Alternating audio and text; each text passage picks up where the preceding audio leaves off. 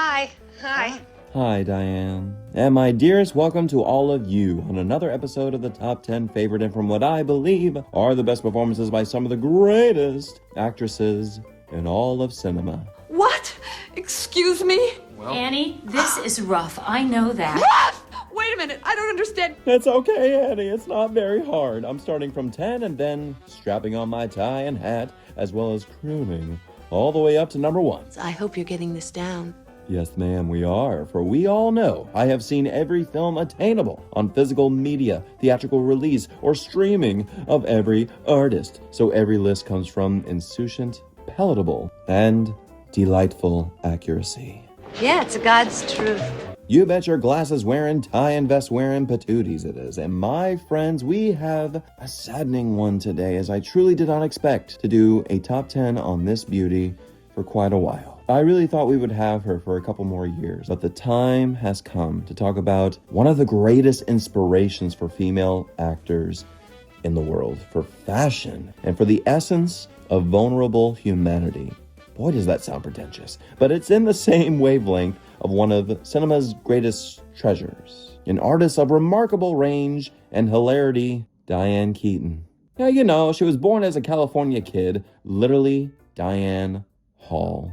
Can you believe that? The eldest of 4 of loving parents, and she knew with her big personality, she was destined to become an artist, writing and directing her own plays with her siblings, almost like they're the March Sisters, aren't they? She earned the opportunity to go join the neighborhood playhouse in New York, working with the brilliant likes of Sanford Meisner, where her training as an actor expanded and yet honed in on the honesty that Diane held for herself. Being in New York, she was able to gain notoriety for being part of the great Broadway ensemble of the musical Hair, notably refusing to take off her clothes for the end of Act 1, but then meeting the likes of one famous comedian named Woody Allen, who just wrote a hilarious new play entitled Play It Again, Sam, casting Diane as his lovely muse, Linda, which earned her a Tony nomination for Best Featured Actress. The relationship between Diane and Woody Allen will always be one of the greatest iconic love duos in comedy and cinema, rivaling just the best of Tracy and Hepburn, Nichols and May, etc. And Diane and Woody spoke to such a time of the late 60s and 70s of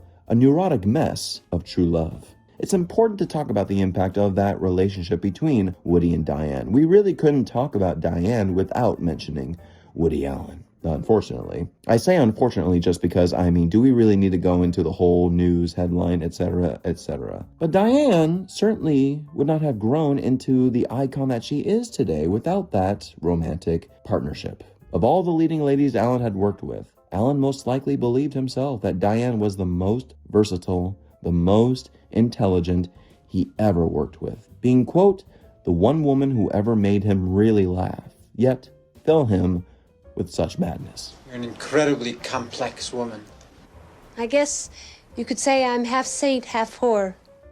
Well, I wouldn't go that far, but yes, living on the spontaneity of life, Diane has always been so vibrant, unconventional, and disarmingly self-aware that remains ever so relevant in every actress working then and now. Oh yes, we are talking about the film she starred in, folks, but let's not forget, as an artist, the brilliant director she became, with directing 3 feature films, all being great, like Unstrung Heroes, Hanging Up, and Wildflower, as well as her debut documentary she put together, Heaven, which is wildly progressive, completely ahead of its time. Heaven actually is,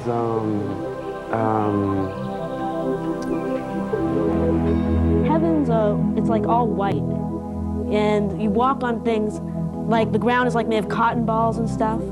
And since everything's white, you eat things like they look like marshmallows, you know. But the music videos of Belinda Carlisle, like Heaven is a Place on Earth, not to mention directing episode 15, Slaves and Masters of Season 2 of Twin Peaks. No question she got the job to direct this pivotal episode based on her work on Heaven, and it captures the coffee-soaked aroma of this town with just the perfect amount of weird to fit in the canon. I have always loved Diane Keaton ever since I was a little lad, and it pains me so much that as time goes on and more legends from the 1970s specifically are starting to leave us. But I look forward to paying honor to the brilliance, truth, and independence that was Diane Keaton, staying ever so humble, ever so self-deprecating, ever so challenged, always wanting to work hard, showing that there's nothing wrong with loving life and working hard and being the best you could be. Ah, that is incredibly jejune.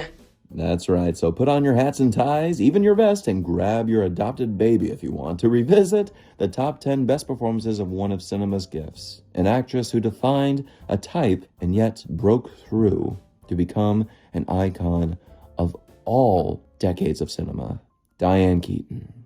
Now, how could we not start out at number 10 with a classic, Manhattan? You know, sometimes you have a losing personality, Mary. Hey, I'm honest. What do you want? I say what's on my mind, and if you can't take it, well, then fuck off. Yes, it had to be a Diane and Woody Allen collaboration, film number 6 between the two artists, out of 8 total they did together. With this one obviously coming at the Oscar-winning height of both these neurotic all-stars and growing from such a broad and bonkers rom-com pairing to now excelling in a more mature, classy atmosphere. Or rather, a pretentious, yet romanticized version of the city the writer-director loved so much. Diane here as Mary, whom starts out as the mate of Woody Allen's best friend, Yale, played by Michael Murphy, but is obviously attracted to her. She then becomes a mate herself of Woody once she and Yale break up, and you know that old phrase, new levels, new devils? That thrillingly applies even with Love in New York. And a new level of the devil is Diane. It's such a strong lead rom-com performance. The film itself is just magic. It's Diane that makes it so real as she chews up all of Allen's feisty dialogue for her and fires it hard. Her performance garnered her a BAFTA nomination for Best Actress because of how damn brilliant and miraculously she can bring us to care about a true love story, even for just a season, between Woody Allen and Diane Keaton. Isn't it beautiful out? Yeah, it's really so pretty when the light starts to come up. I know. I love it. Number 9, The Godfather Part 2. Oh, Michael. Michael, you are blind. It wasn't a miscarriage. It was an abortion. Yes, you can also say this is shared with her performance in the first Godfather, not Part 3, because according to many artists and audiences alike, there is no Part 3. No. Obey me on this, Mary. No, Dad. Side note, I still champion Part 3. It's not amazing by any means, but Diane at least still does well in all of them. But Part 2, ladies and gentlemen, as Kay Corleone, is when she really gets to cook. Diane indeed was the perfect choice to play Kay, coming from the first entry, and apparently was cast before Pacino was, because Diane could absolutely play that calming force within chaos. The voice of reason, as Francis Ford Coppola would say. You're trying to scare me. You don't want me to marry you. Oh, that's very clever, but it's not going to work. Okay. Knowing how big of a risk Pacino was to be as Michael, a screen test was in order for these two. And there before us lays a thing of truth and beauty. How those two connected instantly. Throughout the first entry, oh God, they are adorable together. Before, yes, we all know how Michael commits more to the family. By the time we get to the powerful ending of the first one, spoiler, I mean, come on, where have y'all been if you haven't seen it? Between Michael and Kay, where she asks about a certain murder. Is it true? Don't ask me about my business. No.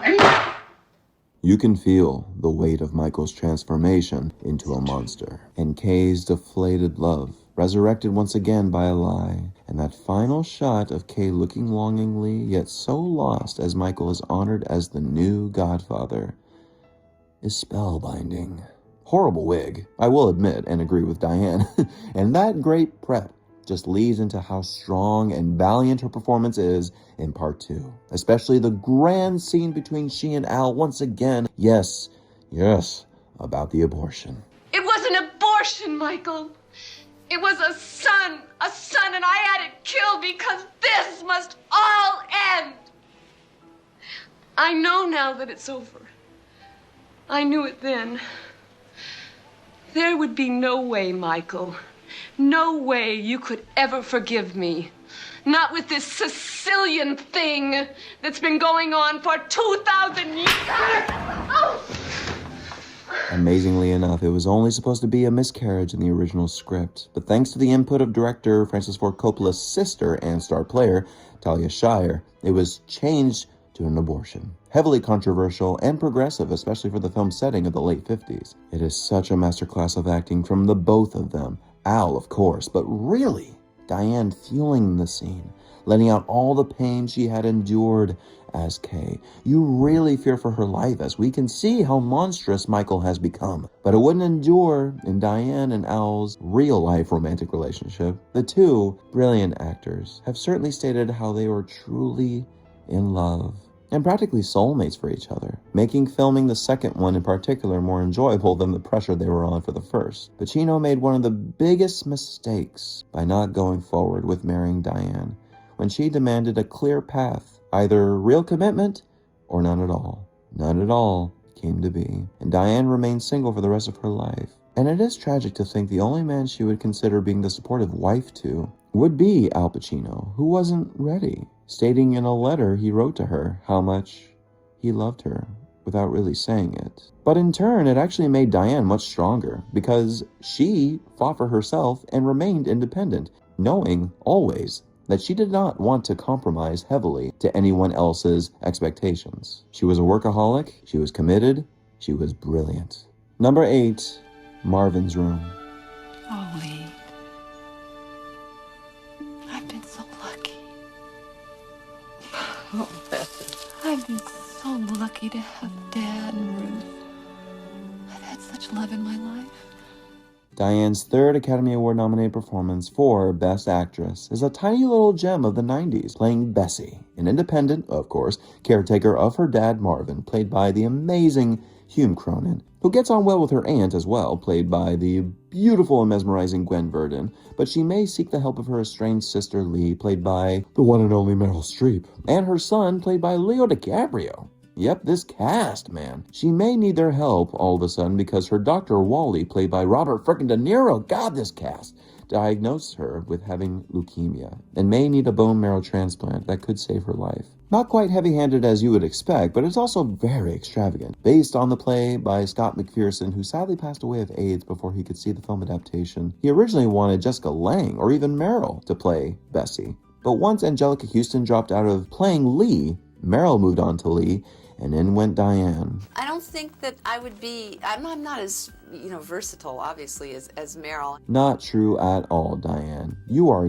just as amazing. Nevertheless, Diane just nails the soft-hearted, guilt-ridden sister who strives to make amends with her family before it's too late. And it's one of those quiet lighthouses of a performance again that carries the ship home from warm luck. I mean that I love them. I've been so lucky to be able to love someone so much. Number 7, Love and Death. You were a kind and loving husband, generous and always considerate. What's he got, about 8 minutes? I got the schmilkes talking about this. If only I could send this much higher. For Diane's hysterical craftsmanship with partner again, Woody Allen, is top-tier satirist comedy. And yet he loves me, and he would make a devoted husband. Not too exciting, but devoted. We'd have a family. Maybe not our own. We could rent one. I could learn to love him. Me, Boris, and 6 rented children. Or would I feel trapped, suffocated, can't breathe? Open a window. No, not that one. The one in the bathroom. Starring in their third film together, this was the comedy of Woody's that sought more widespread acclaim and respect. Not that the others before didn't, but critically, everyone recognized the brilliance behind this Russian literary parody, as well as the Ingmar Bergman in-jokes featured throughout the narrative, with Woody's Boris falling in love with his distant cousin, Diane's Sonia, and plotting an assassination against Napoleon. War and Peace, anybody? Or even Sleeper? Boris. What? I have an idea. What? Let's assassinate Napoleon. Yeah, interesting. It's getting a little late. You want to start knitting dinner? I'm serious. What do you mean you're serious? I mean, let's you and I kill Napoleon. Sonia, you've been drinking from the glass we use for the village idiot? Sure, it may not seem much, especially to non-Woody Allen fans, but for those who have seen it, you are smiling, literally belly laughing from top to 6 Feet Under. Major reason is, you guessed it, Diane, who in this case actually has a character to play versus being there for Woody as just support. She still is a sidekick in the narrative in parts. I mean, there's no question about it. Their first 3 films perfectly showcase Diane as just that. But she grows into her own objective and arc, which is a great piece of growth for Woody and Diane working together. My God, her final scene always kills me with how she nails the Bergman-esque philosophical ramblings of love done with such pretentiousness and ease that it almost seems improv. Natasha, to love is to suffer. To avoid suffering, one must not love. But then one suffers from not loving. Therefore, to love is to suffer, not to love is to suffer. To suffer is to suffer. To be happy is to love. To be happy, then, is to suffer, but suffering makes one unhappy. Therefore, to be unhappy, one must love, or love to suffer, or suffer from too much happiness. I hope you're getting this down. Many argue it is the best film of the Woody and Diane partnership, and I could agree to its honor because of how raw Diane is with playing Russian farcical lunacy. And I think we can all agree that seeing Diane in comedies in general will always be a winner. I've never met a woman like you. I could rest my head on your shoulder like this forever. Yes, it sounds like it'd be fun, except for the grease mark. Number 6, Baby Boom. Well, you see, that's the funny thing. I can't have a baby because I have a 12:30 lunch meeting.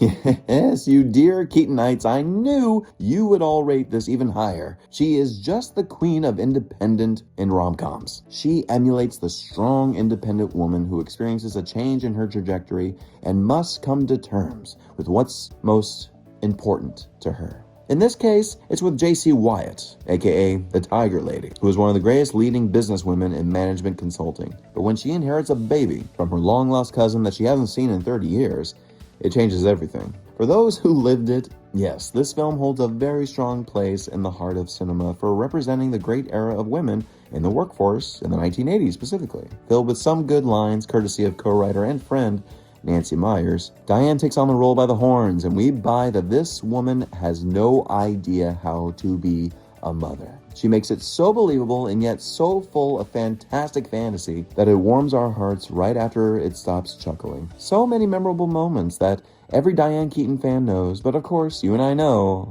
our favorite scene is her maniacal breakdown in Vermont, when her house goes completely to, well, you know, nobody screams like Diane in film. That's it! I'm had! I can't make it here, okay? I mean, I am not Tall Bunyan, all right? I went to Harvard. I graduated at the top of my class for what? To spend my life fixing up this dilapidated shack? Well, you can just forget it, because I'm gonna get out of here. You see, I need to work. I need people. I need a social life. I need sex. Please, I'm a married man. For her dynamite and purely sensitive portrayal of a woman who, spoiler, gets the reward of being a mother and a successful career woman, Diane earned her 6th Golden Globe nomination for Best Actress out of 8 total that she's earned throughout her life. And once again, brings us a heroine that makes magic with some applesauce. Now, number 5, Something's Gotta Give. Life has just been turned upside down. Mine too. Well, then let's just each get our bearings. I don't want my bearings. I've had my bearings my whole goddamn life. I felt something with you that I never really knew existed. Do you know what that's like after a 20-year marriage? To feel something for another person that is so... right, not your problem. Now, I know this probably should be much higher, considering how close to home it really hits for Diane personally. But it is her beautiful and vulnerable portrayal of Erica Berry, a divorced Broadway playwright who devoted her whole life to her profession. Living in a fanciful beach house in the Hamptons, she has a beautiful daughter, and everything is just serene, isn't it? Until her daughter, 29-year-old Marin, brings over her boyfriend, Harry, a 63-year-old music producer, played, of course, by the one and only Jack Nicholson. Once Erica discovers the relationship, judgments are at an all-time high, but after a sudden heart attack, perhaps real love can be discovered with someone closer to your age, like Erica. Writer-director Nancy Myers wrote both roles of Erica and Harry for Diane and Jack. Critic Roger Ebert had mentioned the unique layers of the film as something more than just a senior citizens run-of-the-mill rom-com, and I agree, because here we see Diane in a much more natural state. And yes, in the later years, she had an amazing fair share of being uniquely herself in every role, but here, within the writing, she was able to deliver a special insight in how she deals with love. And being paired with Jack showcases again a great strength she had as an actor. Not to mention showcasing a full nude scene. I mean, yes, brief, like literally cut away, but to be 57 here and still looking wonderful, I might add. To be vulnerable enough to show some skin shock. I mean, it wasn't her first time, obviously, in film. It creates a great funny moment for everyone involved. I'm telling you right now, folks, Diane received her 4th Academy Award nomination for Best Actress for this box office hit, and for my money, what sealed her nod was the aftershock of the breakup. Spoiler, but we've seen it. The hysterical montage of Diane just losing it in tears over and over.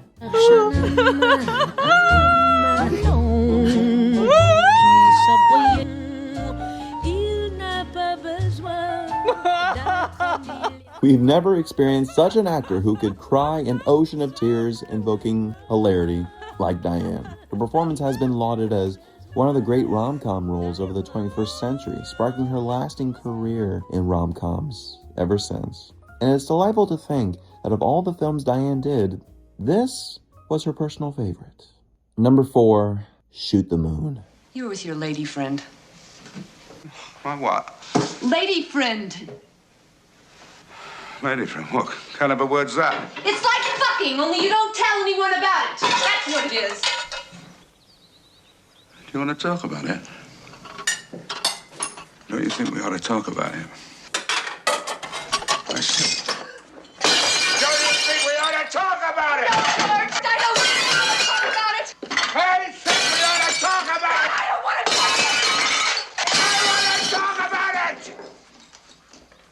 it. Damn it. God, I really want this to be much higher. I really do. For the real Diane Keaton lovers, you know how powerfully moving her performance is here as Faith Dunlap, a supportive wife and a mother of 4, abandoned by her cheating husband, played by the great Albert Finney. And director Alan Parker takes us on that narrative of how a bitter husband and wife navigate their new reawakened lives without one another. But jealousy and pettiness keeps bringing them back together. Written by Bo Goldman, I mean, this film really fires on all cylinders. But Jesus, is it depressing. My lawyer says... Fuck your lawyer, George! You fuck your lawyer! I mean, not as depressing as its box office failure.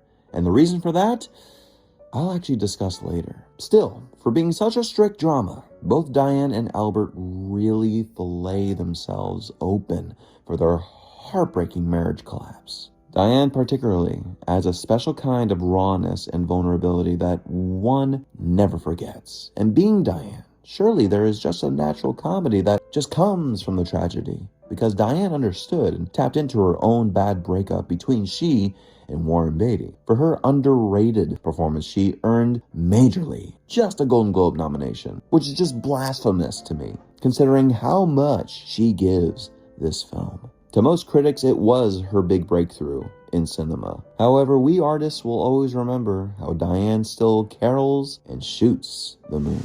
Oh, Jesus, George. I loved you. Jesus, God, I loved you. Number 3, Looking for Mr. Goodbar. As long as you live in this house, you live by the rules of this house. Do you understand? Do you understand? Yes, Papa. I can't live here by your rules, and I can't.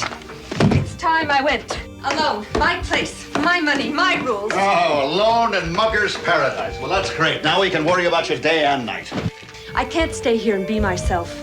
Oh, the rare dark gem of a film and performance based on the #1 controversial bestseller by Judith Rosner, featuring Diane, honest to God, and a performance that clearly built her as a force to be reckoned with in the 1970s. Beyond of what we've seen her in comedy, this was something, even for me when I first watched it back in college years ago, that Diane was much more than just romantic comedy. Even if Diane personally detested her performance and the film, adapted and directed by the hard-biting genius Richard Brooks. It has so many tones in it that are very fitting to its subject matter of a young, good-hearted woman suffering from an ugly duckling syndrome, growing as a voice teacher for the deaf, to then living a nightlife of sex, drugs, and excess galore in New York City. It didn't help having such a crush on one of her colleagues, a married professor, and having a life so burdened by pressure from her parents and then by a potential love of her life. Get this into one of your two heads. The only one that can think. I am my own girl. I belong to me. Now get out of here. At the prime high of her career as a 31-year-old actor, this was a role for her to really sink in and stretch, challenging her to be extremely vulnerable and authentic, which Diane clearly was. It's a significant thing for me personally, utilizing American Sign Language, which Diane does beautifully here. You, all of you, are very bright students. Now, every name has a special meaning. Bonnie means very good. And Amy means beloved. She made it a stern order not to have any production photos of her nude within the picture released in the tabloids to avoid any controversy. And also, why would you? To make a quick buck? Diane certainly didn't, for her salary was only a mere $50,000. But luckily, Richard Brooks and crew protected her. How lucky is that in this business? Without spoiling anything more, Diane's arc from Act 1 to Act 3 is one of the most heartbreaking yet horrifying conclusions. To this day, you can hardly stomach where her Terry smokes and drinks her way into. She becomes so bitter and irritable, void of any possibility of happiness. But because it's Diane, who comes across so sweet, we feel for her in this saddening instance. For Diane's performance here, she was only nominated for a Golden Globe and New York Critics Circle Award for Best Actress, but was completely not ignored when it came to the certain Oscars that year. Number 2, Annie Hall. To most, this is probably very shocking, To not be number 1? Blasphemous, I am sure of it. But in all transparency, my friends, this iconic 4-time Oscar-winning romantic comedy is really not my favorite Woody Allen film. Apparently, so does think Woody Allen himself. But to this day, there is still so much to love and admire about this film, namely Diane. Oh, God, Diane. To those who haven't even grown up with her films, they will most of the time recognize her from a role written specifically for her, Annie Hall.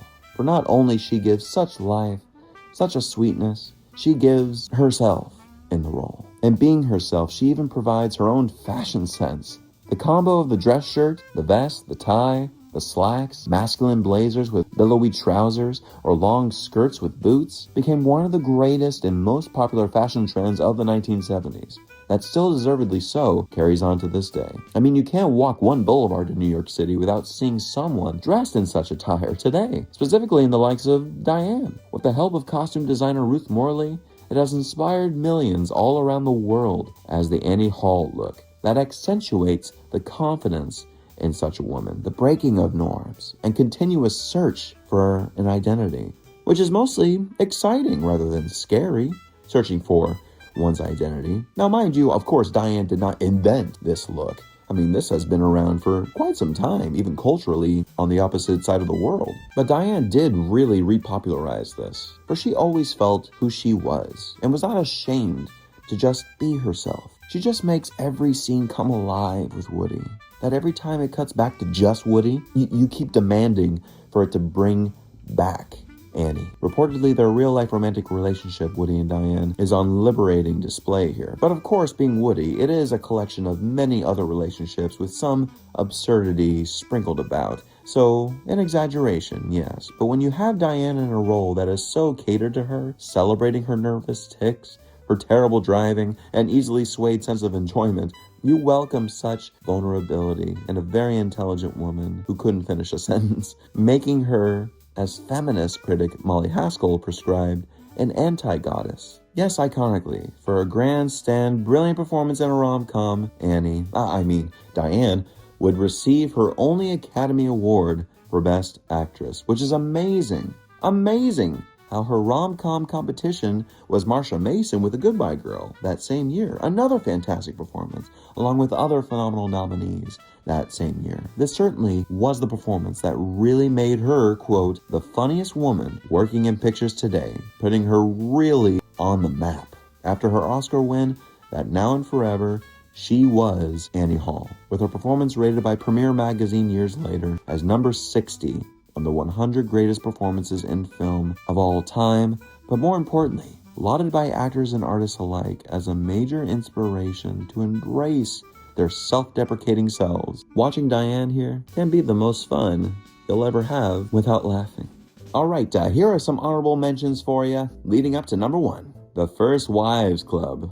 Okay, cult classic status coming at you, which deservedly earns such a position when you have comedic forces of nature working together. Goldie Hawn, Bette Midler, and Diane. Oh, lordy, it's charming. Each going through the crisis of working out settlements with their exes, with a little revenge on their end. Diane seems like that meek voice of reason until she is ordered to let loose on Marcia Gay Harden in Therapy. This box office hit is still a mess of a movie, but yes, we're not asking for All About Eve here. In exchange, we do get a splendid musical finale with Diane's buttery vocals on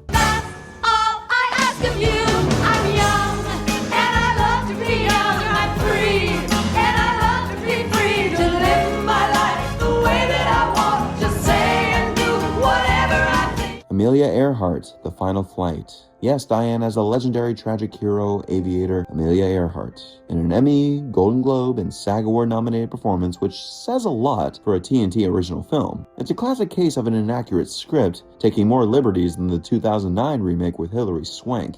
And while Diane is certainly going way against type as Amelia, and really can easily be mistaken for Annie Hall in a pilot uniform, it's a damn adventurous stretch for the actor, which Diane always loved and welcomed. The Family Stone. Yes, I know, for a lot of my own personal friends, it's an absolute staple to watch around the holidays. And in my opinion, especially now, Diane is certainly the film, the glue of it. The reason why it is such a beloved cult classic, even if the dialogue, my gosh, the screenplay is as hammy as your own frickin' holiday ham. But the whole ensemble does the best they can, even with the fantastic Ty Giordano, a beloved deaf actor, as one of Diane's sons. And yes, Diane gets to bring back her ASL training. And you know that intimate moment with Ty at the dinner table after Sarah Jessica Parker completely ruins Christmas dinner. It hits so beautifully. I mean, I can well up right now.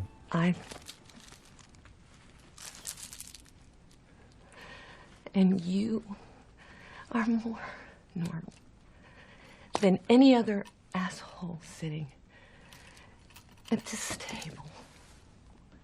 Mrs. Soulful, which honestly is such an underrated film, directed by the brilliant Gillian Armstrong, based on a true story of Kate Soulful, Diane, a well-to-do mother and wife of a prison warden who was convinced with some form of passionate lust to help free imprisoned could-be murderers, the Biddle brothers, one specifically being Mel Gibson. While Roger Ebert called this an anemic Bonnie and Clyde, plenty of other critics gave more caution to the wind on Diane's un-period-like performance, sounding way too modern.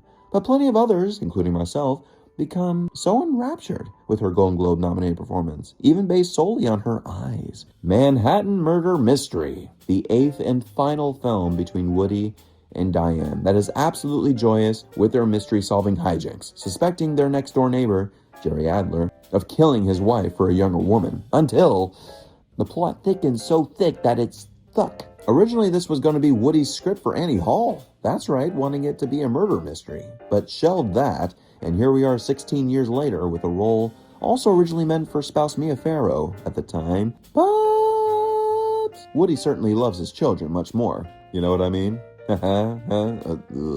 So out went Mia, and in went dear friend Diane, playing his quirky sleuth of a wife that delivers a laugh a minute. Funny choice, since Diane apparently hated murder mysteries, but went with the truth of her Carol. According to co-star Angelica Houston, the set was filled with nothing but joy and ease as long as Diane was around. Diane receiving her 7th Golden Globe nomination for Best Actress.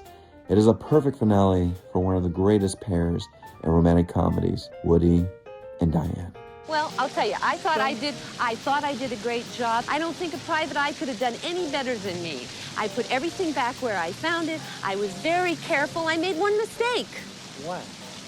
I left my reading glasses on his table.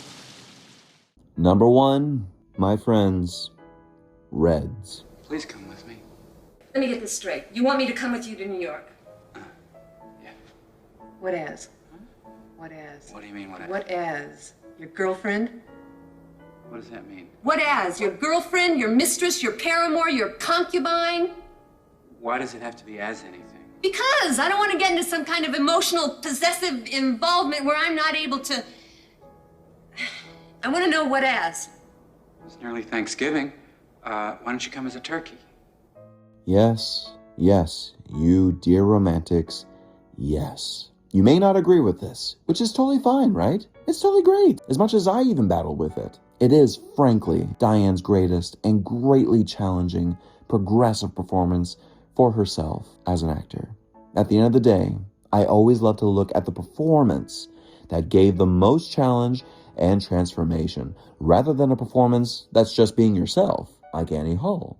As quintessentially beautiful that is. God, am I ever in utter awe of how Diane carries her real-life character Louise Bryant, who tells us over and over again how much she is a writer. Even though we know she has a lot to learn, like becoming an activist, with her muse, shall we say, John, or rather Jack Reed, written by, produced by, and directed by Warren Beatty. By the time this film came out, friends, Diane was pretty much on top of the world as a leading actor, being an Oscar winner, well-respected artist, and dating Warren Beatty. So naturally, she would take on the lead female role, and it fits perfectly. Diane fits Louise Bryant so perfectly within this tightly rewound script. You can't imagine anyone else playing her. Diane has the most scenes versus any of her co-stars, and her arc is so thoroughly realized. Yes, thanks to brilliant Oscar-winning direction from Beatty, but it really was the great prowess and eager brilliance of Diane to build that arc within Louise. I mean, my God, this is a woman within the early 1900s fighting hard for women's suffrage, whilst married to an unsupporting man, trying to find her own way of revolution, until Reed shows up, which completely attracts and sways her to pursue something more, while wanting love by her side. Yes, it starts as lust and ambition, but the transformation and the openness and the opportunity of growing together in activism is really there. All the mistakes she makes with playwright Eugene O'Neill, played again masterfully by Jack Nicholson. Well, you've become quite the critic, haven't you, Gene? Just leaned back and analyzed us all. Duplicitous women who tout free love and then get married, power-mad journalists who join the revolution instead of observing it, middle-class radicals who come looking for sex and then talk about Russia. It must seem so contemptible to a man like you who has the courage to sit on his ass and observe human inadequacy from the inside of a bottle. Well, I've never seen you do anything for anyone. I've never seen you give anything to anyone, so I can understand why you might suspect the motives of those who have. But whatever Jack's motives are, how... I seem to have touched a wound.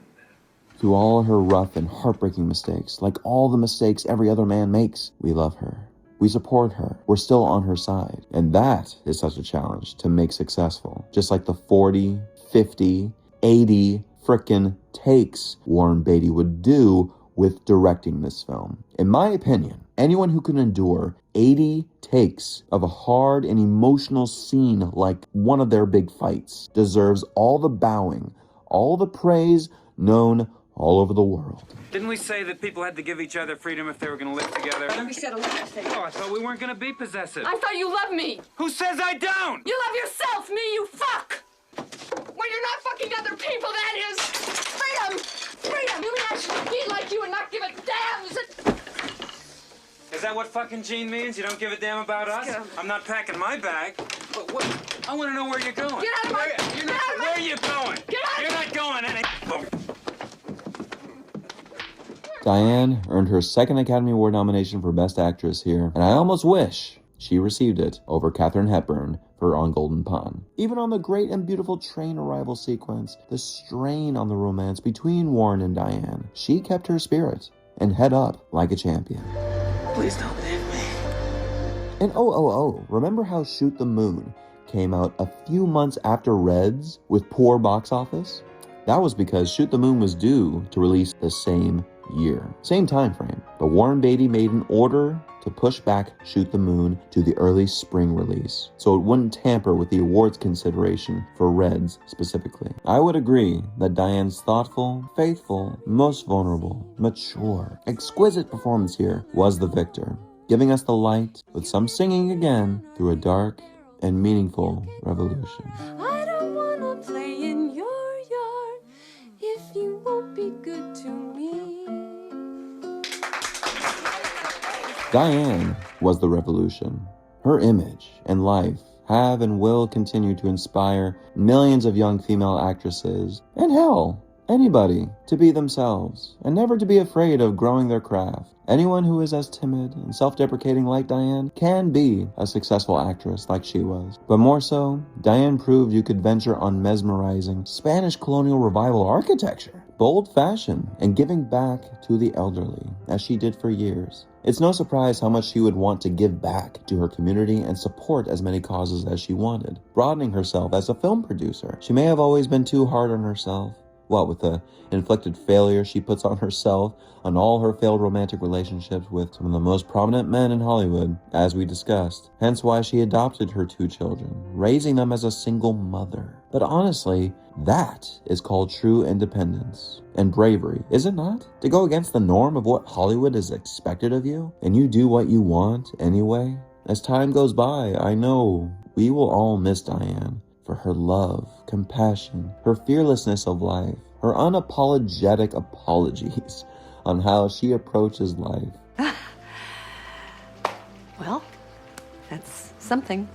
Yes, that be it. But my friends, please do tell me, do you agree with my picks? I know there's a lot of you that absolutely don't, so I'd love to hear it. What are your favorite performances of this goddess of California, the versatile, naturalistic queen of modern cinema, Diane Keaton? Oh, please list in the comments. I need all your feedback. If you like this, please click like, subscribe to the channel here, as well as on Spotify and Patreon, for you get to vote on new videos coming out your way. I thank you all so very much again for all your support, for watching and listening, and well, I guess there's nothing else to say except...